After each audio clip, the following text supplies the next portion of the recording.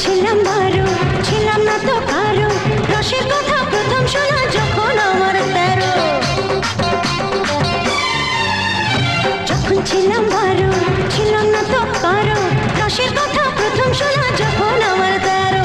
ভোমরা কেন মধুলটি, ভোমরা কেন মধুলটি, ভোমরা কেন মধুলটি, এখন জেনে গেছি হয় আমি 16 পেরিয়ে গেছি বাবু গো, 16 পেরিয়ে গেছি আমি, 16 পেরিয়ে গেছি বাবু গো, 16 পেরিয়ে গেছি।